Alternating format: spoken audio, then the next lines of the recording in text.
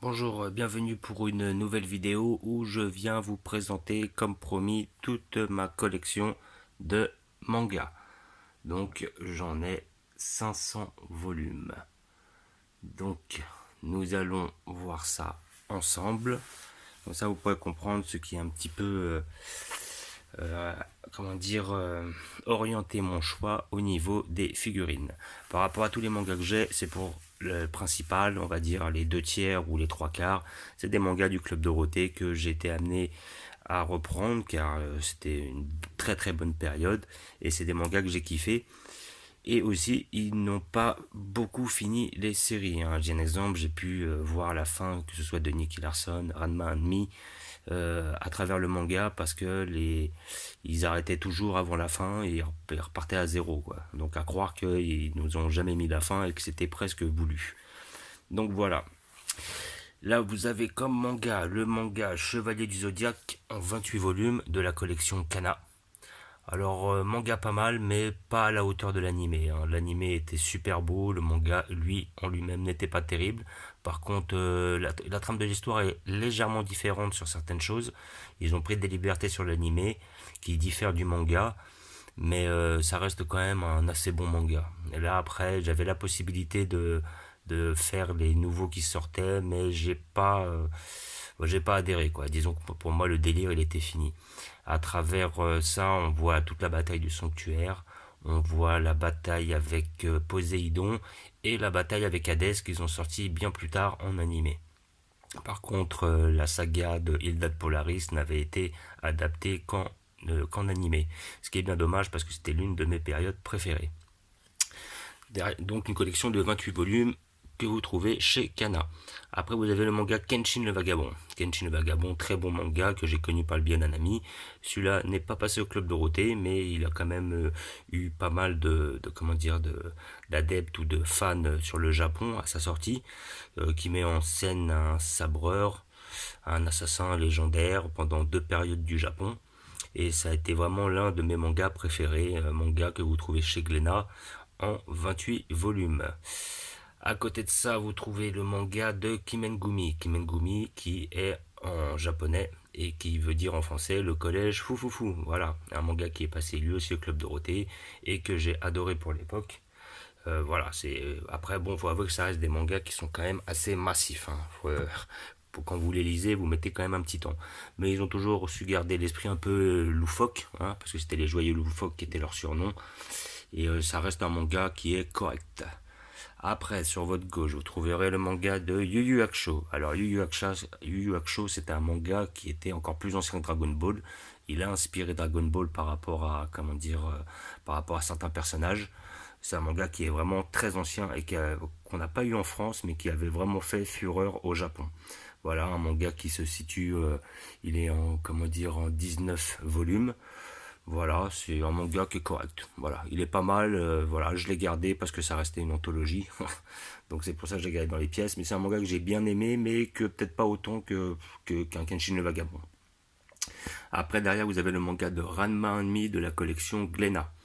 Voilà, manga que vous avez en 38 volumes, manga très ancien qui passait lui aussi au Club Dorothée, ce qui nous a permis aussi de voir la fin où Ranma se marie avec Adeline en français ou Akane en japonais. Voilà, très bon manga, marrant, peut-être un peu répétitif sur la longue, peut-être un peu longuet, il a fait quand même 38 volumes. Voilà, c'est bon, il aurait pu écourter la série, ça m'aurait pas dérangé. Mais ça reste quand même un des mangas que j'ai le plus apprécié. À côté de ça, vous avez là juste devant les deux Shi et les deux Yokai Watch, mais ça, c'est surtout pour ma fille, donc les collections sont encore en cours. Après, vous trouverez le manga de Gun en 9 volumes. Gun qui porte le nom de Battle Angel Alita, qui est en rapport avec le film assez précédemment sorti. Et justement, j'ai vu le film, une adaptation superbe du manga, vraiment fidèle et tout. Vraiment super film. Voilà.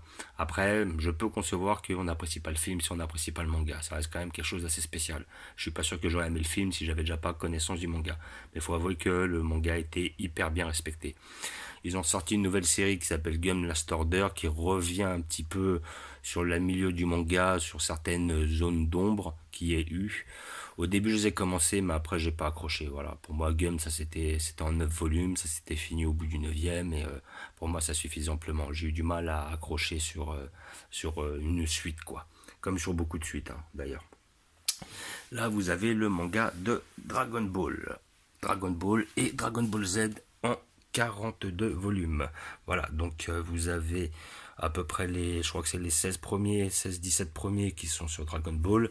Après, hop, vous êtes sur la saga de Cell à peu près sur la saga de Freezer, pardon, à peu près jusqu'au 27-28. Et après, du 28 au 35, c'est les cyborgs. Avec Cell, c'est 18, c'est 17. Et du manga 36 au 42, c'est la collection sur Boo. Donc, Boo, que je n'ai pas, c'est un arc que j'ai pas spécialement apprécié, que ce soit en manga ou en animé. Mais je les ai pris histoire de finir cette collection-là. J'allais pas. C'était histoire de les garder. Derrière ça, vous avez le manga de Olive et Tom qui s'appelle Captain Tsubasa, qui est lui si je me rappelle bien, c'était 37 volumes. Ouais, 37 volumes. Donc là, manga qui diffère légèrement de la série qui était passée au Club Dorothée. C'est-à-dire qu'il y a des tournois qui ont été faits, voilà, il y a des différences. Voilà. Et là, on est sur la première collection de ce manga-là. Comment dire, après, parce qu'ils ont sorti, je crois, World Use en deuxième saison et Road to 2002 en troisième. Peut-être qu'ils en ont fait une quatrième. Moi, malheureusement, je n'ai pas accroché sur les autres. Voilà, pour moi, le délire, il était passé. Voilà, c'était plutôt la nostalgie qui m'a poussé à le prendre. Voilà, ça reste quand même des mangas qui sont assez anciens. Après, nous avons le manga de Free Fight en 42 volumes. Non, 39 volumes, je vous dis des bêtises, mais il y a 3 volumes qui sont des hors-série. Et derrière, le manga de Toff. Toff qui, lui, est en 42 volumes, qui arrive jusque-là. Alors, ce manga était beaucoup basé sur le sport de combat et sur les arts martiaux. Et ils ont ressorti une suite qui est Free Fight. Donc, il faut avouer que comme c'était la collection Tonkam, ça sortait tous les 2 mois. Là, vous avez 84 volumes. Je crois que c'est quasiment, vous comptez 6 volumes par an. Donc, il y a à peu près... pas loin de 12, 13 ans ou 14 ans de collection, quoi. Vraiment un super manga que je conseille voilà, à tous les passionnés par le free fight, tous les passionnés des sports de combat. Vraiment un manga hyper intéressant. Terrible. Vraiment, le regret que j'ai, c'est qu'ils n'aient pas sorti de figurines là-dessus. Lorsque nous remontons, nous arrivons sur ma collection. Alors là, j'ai un artbook de Kenshin le Vagabond. Et j'ai le deuxième aussi, mais je ne l'ai pas mis ici. Là où on a la collection Dark Angel. Pas mal. Voilà, les dessins sont super beaux. L'histoire était intéressante, mais je trouve qu'ils ont ralenti ça. Enfin, ils ont raccourci ça trop vite, quoi. Ça aurait pu être bien mieux. À côté de ça, vous avez le manga Kamikaze. Alors, un très très beau manga. Les dessins sont super bien. Jusqu'à peu près au 3-4, j'ai kiffé. Parce que je trouvais que le scénario était bien. Et après, je sais pas, à partir du 5-6-7, il y a des choses qui m'ont dérangé. Je trouve qu'ils avaient peut-être qu'à l'origine, ils voulaient pas écourter. Et ils ont écourté. Et finalement, je trouve que ça a été un peu bâclé sur la fin. Ça manquait. C'est un peu dommage parce que c'était un super beau manga d'origine, quoi. Après, vous avez le manga de la collection Rimbaud. Enfin, Rimbaud, et ça, c'est une collection coréenne. Alors, ils avaient sorti à l'époque, ça c'est un très vieux manga, ils avaient sorti Shoma aussi. Shoma, c'était un super manga un peu médiéval, avec des combattants, à l'épée, au sabre, avec de la magie, plutôt basé sur l'heroic fantasy. Les personnages étaient très attachants, ça s'appelait Shoma, ouais. Et par contre, ils n'ont pas fini le manga, je crois que j'ai pas vu au-dessus du 4. Alors que cette collection Rimbaud, qui est plutôt futuriste avec des robots et tout ça, ils l'ont fini en 3 volumes. C'est un manga qui est pas mal, il est correct. Vous avez le Crying Freeman, bon je ne présente plus là. L'adaptation a été faite par Marc Dacascos en film. Voilà, un très très bon manga ainsi qu'un bon film. La collection Cyber Weapon Z en 10 volumes. Donc ils ont sorti les Arts of Fighting dans la même collection que j'avais commencé au départ mais que j'ai revendu parce que j'étais pas réellement intéressé. Le manga était plus beau qu'il était intéressant. Voilà. Là par contre on a des très beaux mangas, c'est une collection chinoise, c'est en couleur. Là vraiment ça c'est un très très très beau manga, quoi. Vraiment, les dessins sont super bien faits. Vraiment franchement c'est de la qualité, quoi. Et puis l'histoire était très intéressante, ça met en scène genre des combattants qui sont à l'école Shaolin. Voilà, très très bon manga. Après vous avez le manga de Fly. Dragon Quest en français, avec justement qui est en rapport avec la figurine que j'ai pris, le héros principal qui est Fly. Très bon manga qui malheureusement l'animé n'a pas été plus long que le volume 10. C'est dommage parce que vraiment c'était un très très bon manga. Il y a eu des hauts et des bas au fur et à mesure, mais le manga reste intéressant sur les 37 volumes. Donc c'était vraiment pas mal. Après vous avez le manga de Ken le Survivant, qui lui est en 28 volumes, 27 volumes, pardon. Là vous avez, comment dire, la première saison qui finit au 15, c'est-à-dire Ken 1, et après Ken 2 commence à partir du 16 si je me rappelle bien. Où on voit, parce que dans la première collection, dans la première série, c'était vraiment le Hokuto contre le Nanto, qui sont deux écoles d'arts martiaux qui s'affrontent, avec 6 élèves ou 6 maîtres du Nanto face à 4 combattants du Hokuto, dont un seul héritier, les frères de Ken d'ailleurs. Et la première saison était terrible. La deuxième saison était pas mal car elle mettait en lien une nouvelle école, comme le Hokuto, une branche un petit peu, voilà, un petit peu différente, mais disons avec les mêmes bases sur l'art martial. Vraiment très très bon manga. Ils ont ressorti aussi, c'est Ken Fist of Blue Sky, je crois, qui remet en scène un Ken, mais plus de nos jours, quoi, c'est-à-dire avec parce que Ken là ça jouait plutôt je crois que justement là comme ce Ken là se joue grossièrement dans un monde apocalyptique après la destruction de notre monde, après sur les nouveaux Ken ils reviennent sur un des anciens successeurs qui agissait dans le monde qui est le nôtre, quoi. Le manga est super bien fait, les dessins sont super bien faits, mais j'ai pas pris parce que j'avais du mal à m'accrocher à l'histoire, quoi, tout simplement. Voilà, ça c'est des mangas qui sont quand même assez anciens, je les ai faits il y a 10-15 ans, et puis à l'heure actuelle, il y a très peu de mangas que je continue, j'ai quasiment arrêté. Voilà. Après, vous avez le manga de City Hunter, que je ne présente plus, c'est Nicky Larson. Alors, super manga, terrible, quoi. Vraiment, pour moi, bien au-dessus de l'animé, hein, non censuré et tout ça. Vraiment marrant, drôle. Un très très bon manga que je conseille à tout le monde, quoi. Ça, c'est.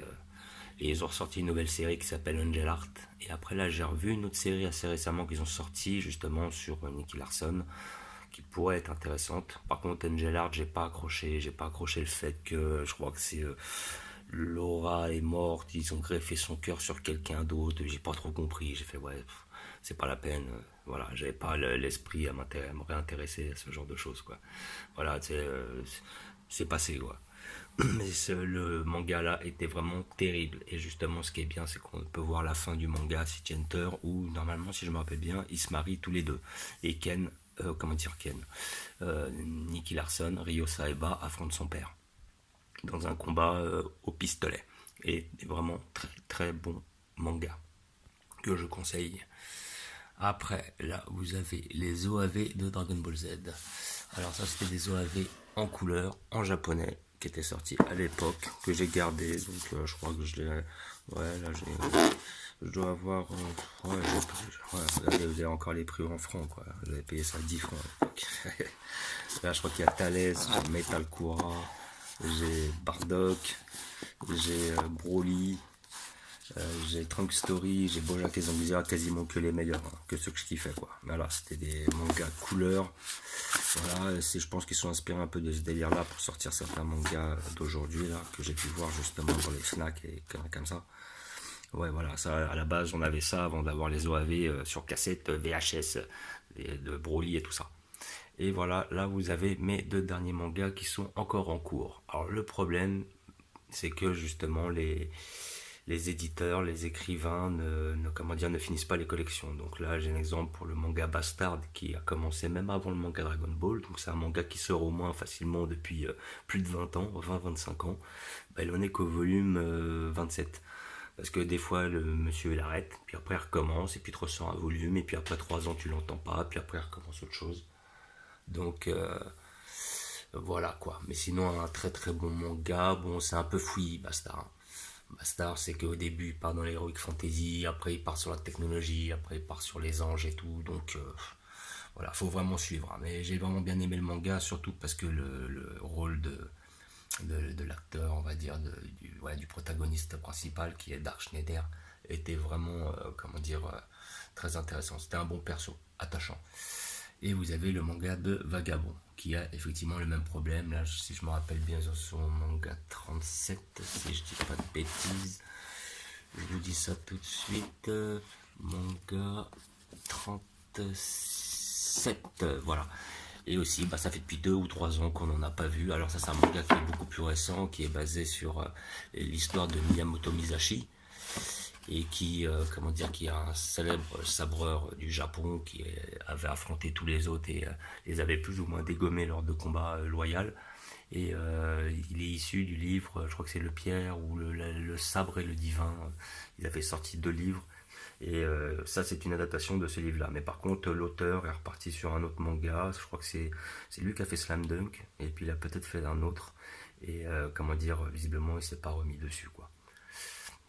Voilà, donc là vous avez la totalité de ma collection de mangas. Et la plupart des figurines que j'essaie de trouver sont en rapport direct avec celle-ci.